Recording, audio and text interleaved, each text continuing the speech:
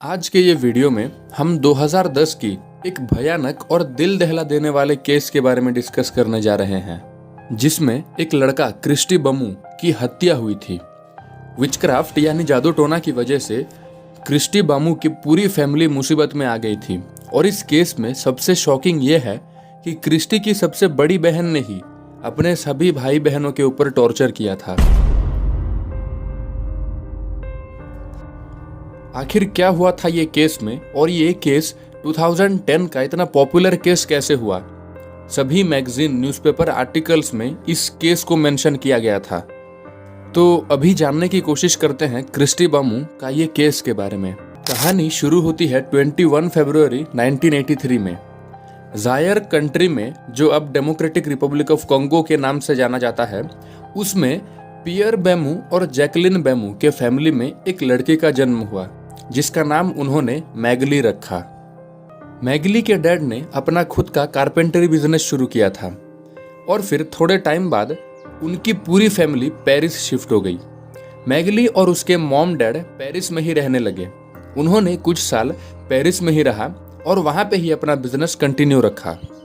Paris में कई साल तक वो लोग रहे और उन्होंने वहां पे अपना अच्छा बिजनेस सेटअप कर लिया था। मैगली अब 13 साल की हो गई थी और उसके 5 भाई बहन थे, केली, डियोर, योब्स और उसका छोटा भाई क्रिस्टी। इनका और एक भाई भी था, लेकिन उसके डिटेल्स उतने अवेलेबल नहीं है। इतने साल से वो लोग पेरिस में रह रहे थे, लेकिन फिर मैगली के मॉम डैड ने ये डिसाइड किया कि वो अब फिर से अपने पुराने देश, जहाँ पे वो पहले रहते थे, डेमोक्रेटिक रिपब्लिक ऑफ कॉन्गो, वहाँ पे वो लोग लौट जाएंगे और वहाँ पे ही अपना बिजनेस आगे का कंटिन्यू करेंगे। और इसी के चलते वो लोग फिर से कॉन्गो लौट गए अपने 5 बच्चों के साथ, क्योंकि मैगली अपने मॉम के नीस यानी अपनी मम्मी के भतीजे के घर पे लंदन में ही रही, जबकि उसके बाकी भाई बहन मॉम डैड के साथ कॉन्गो लौट गए। मैगली को उनके रिलेटिव के घर में बहुत परेशानियां होती थी। उसको वहां पे बहुत काम करवाते थे। मैगली को एक नौकर की तरह वो लोग ट्रीट करते थे। हर काम मैगली को ही करना पड़ता था, जिसकी वजह से उसके रिलेटिव के घर में वो इरिटेट हो गई थी। और फिर एक दिन अपने किसी फ्रेंड के थ्रू मैगली की मुलाकात हुई एरिक नाम के लड़के से। इस केस में एरिक का भी एक बहुत इम्पोर्टेंट रोल है, या फिर ये कहूँ कि एरिक की वजह से ही ये सब केस शुरू हुआ। इसीलिए एरिक के बैकग्राउंड के बारे में जानना भी बहुत ज़रूरी है। एरिक बिकुबी, इसका जन्म डेमोक्रेटिक रिपब्लिक ऑफ कॉन्गो में 1983 में हुआ था। एरिक की माँ एरिक को जन्म देते वक्त ही गुजर गई थी, इसीलिए एरिक को बचपन से ही उसके डैड ने बड़ा किया था। एरिक और उसके डैड भी कुछ साल बाद लंदन शिफ्ट हो गए थे, क्योंकि वहाँ पे वॉर सिचुएशन हो गया था, जिसकी वजह से ये लोग लंदन आ गए थे और वो लोग लंदन में ही रहने लगे। एरिक और उसके डैड बचपन से ही बहुत क्लोज थे और एरिक को उसके डैड ने बचपन से ही किंडोकी के बारे में बताया था। किंडोकी बेसिकली एक अफ्रीकन मान्यता है, जिसमें कि जब एक बच्चा पोजेस्ड हो जाता है, यानी बच्चे के ऊपर बुरी आत्मा का साया होता है, तो उसको किंडोकी कहते हैं। और उस इविल स्पिरिट, उस बुरी आत्मा को दूर करने के लिए कई सारे रिचुअल्स किए जाते हैं, जैसे कि उस बच्चे को मारा जाता है, उसको खाना पीना नहीं दिया जाता, उसको भूख में ही रखा जाता है, और ऐसे बहुत सारे रिचुअल्स होते हैं उस बुरी आत्मा को बच्चे से दूर करने के लिए। एरिक बिकुबी भी कॉन्गो में था, जो एक अफ्रीकन कंट्री है, जिसकी वजह से एरिक को बचपन से ही ये सब के बारे में पता था। मतलब किंडोकी के बारे में उसको बचपन से ही पता था।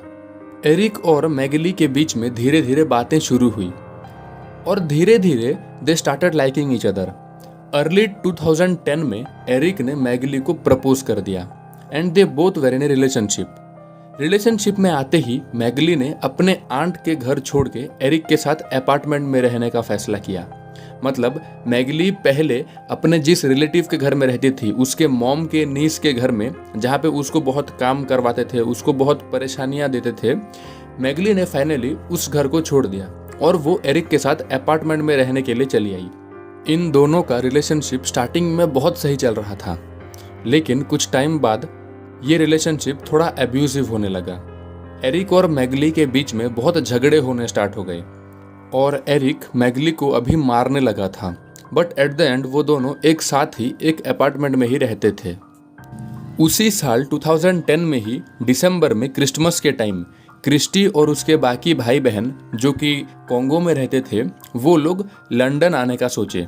उन लोगों ने मैगली के पास लंदन जाने का सोचा था। वो लोग कुछ टाइम तक वहाँ पे मैगली के साथ रहते और वहाँ पे उनके साथ क्रिसमस सेलिब्रेट करते।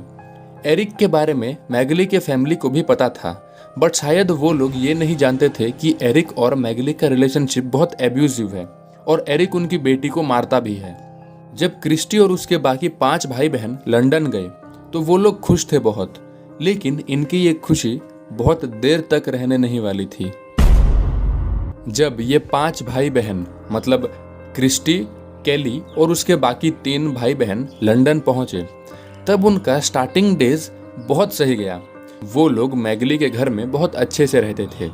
फिर कुछ दिन जाने के बाद एरिक को ये लगा कि ये 5 भाई बहन किंडोकी का शिकार हैं और यहाँ से ही शुरू हुई क्रिस्टी और उसके भाई बहन के साथ असली परेशानी।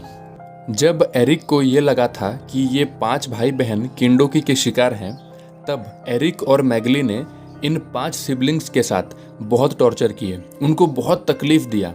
केली जो कि क्रिस्टी की ही बड़ी बहन थी उसको किंडोकी के बारे में थोड़ा पता था क्योंकि वो कॉन्गो देश में पली बड़ी थी और वहाँ पे ये सब आम बातें हैं, जिसकी वजह से केली को ये सब के बारे में थोड़ा पता था।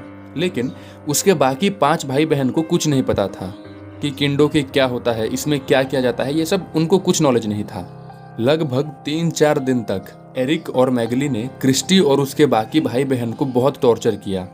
एरिक और मैगली को लग रहा था जैसे क्रिस्टी और उसके बाकी भाई बहन के ऊपर किसी बुरी आत्मा का साया है और इसकी वजह से जब क्रिस्टी और उसके बाकी भाई बहन एरिक और मैगली के घर में आए तब उन लोगों के साथ परेशानियां शुरू हो गई।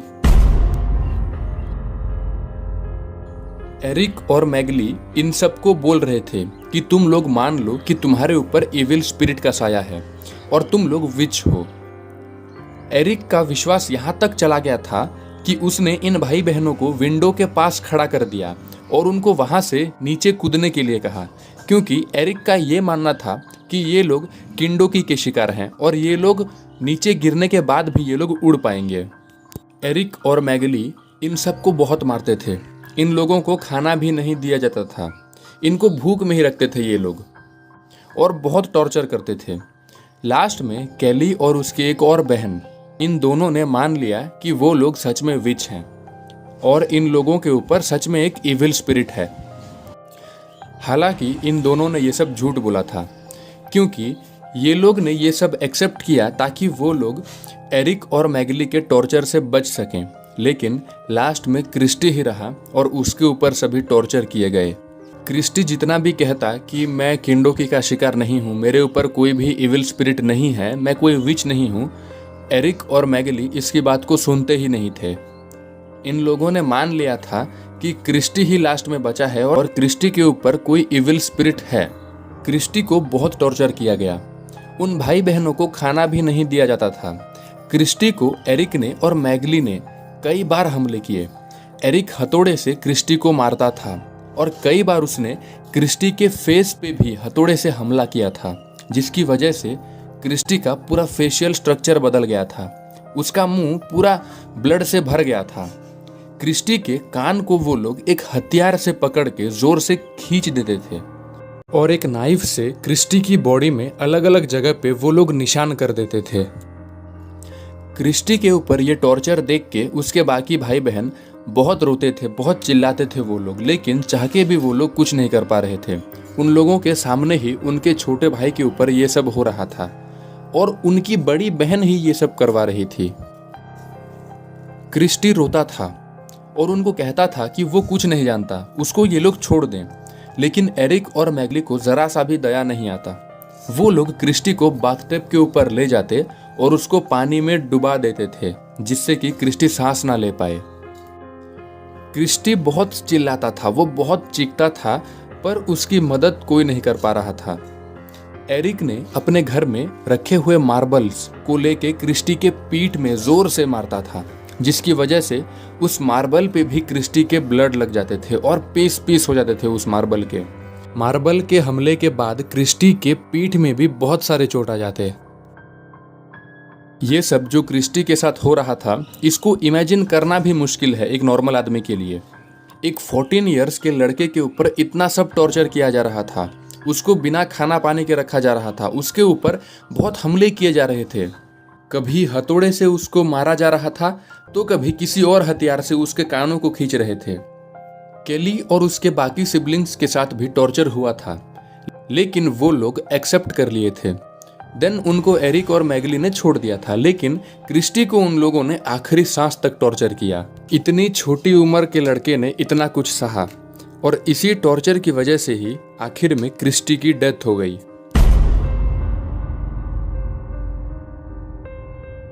क्रिस्टी के डेथ के बाद जब इन्वेस्टिगेशन शुरू हुआ तब ये पता चला कि क्रिस्टी के बॉडी पे 130 से भी ज़्यादा निशान हैं हमले के। उसके बॉडी पे 130 इंजरीज पाए गए थे। जब क्रिस्टी की डेथ हुई तब थोड़ी ही देर बाद एरिक और मैगली को अरेस्ट कर लिया गया और उनके ऊपर मर्डर के चार्जेस लगे। अरेस्ट होने के बाद उन दोनों ने भी अपने डिफेंस में बयान दिया था, मतलब एरिक और मैगली ने अपने आप को बेकसूर साबित करने के लिए भी कोर्ट में बयान दिया था। एरिक के डिफेंस में कहा गया कि एरिक एक ब्रेन इंजरी से सफ़र कर रहा है और बचपन से ही वो ये सब सुनता आ रहा है किंडोकी के बारे में। इसीलिए एरिक के डिफेंस में ये सब कह के उसके चार्जेस को हटाने की बात कही गई, जबकि मैगली के डिफेंस में ये कहा गया कि वो एरिक से मैनिपुलेट हो गई और उसका इन सब में कोई इन्वॉल्वमेंट ही नहीं था। ये मैगली के डिफेंस में कहा गया था और मैगली के चार्जेस को हटाने के लिए ये बयान दिया गया था। लेकिन जितने भी एविडेंस थे वो सब एरिक और मैगली के खिलाफ ही थे। लास्ट में एरिक और मैगली को सज़ा हुई। एरिक को कम से कम 30 साल और मैगली को 25 साल की सज़ा सुनाई गई। 2010 जब क्रिस्टी की डेथ हुई थी तब से ही जुडिशियल प्रोसेस शुरू हो गए थे और इन्वेस्टिगेशन सब चल रहे थे इस केस के रिगार्डिंग। 2012 में एरिक और मैगली को सज़ा सुनाई गई थी और शायद से अभी तक वो दोनों जेल में ही हैं। ये केस के बाद पूरे लंदन में नहीं बल्कि पूरे वर्ल्ड में न्यूज़ फैल गई और लोगों को भी ये बात पे यकीन नहीं हो रहा था कि कोई ऐसे अपने ही भाई बहन के साथ ऐसा कर सकता है। सभी न्यूज़पेपर, मैगजीन और आर्टिकल्स में ये न्यूज़ को लिखा गया। क्रिस्टी के मॉम डैड के ऊपर क्या बीता होगा ये हम में से कोई भी नहीं जान सकता, क्योंकि उनकी खुद की बड़ी बेटी ने उनके बाकी भाई बहन के साथ ये सब कर दिया और उनके सबसे छोटे बेटे को मार दिया जादू टोना के नाम पे या विचक्राफ्ट के नाम पे। क्रिस्टी बमू के ये केस के बाद बहुत सारे डिबेट शुरू हो गई। कुछ लोग किंडोकी के ये मान्यता को अंधविश्वास बोलने लगे, जबकि कुछ लोग का अलग ओपिनियन भी होगा। आज तक के पूरे टाइम में ये एक ऐसा केस है जिसमें विचक्राफ्ट या जादू टोना के नाम पे इतना टॉर्चर हुआ और एक मासूम की जान भी चली गई।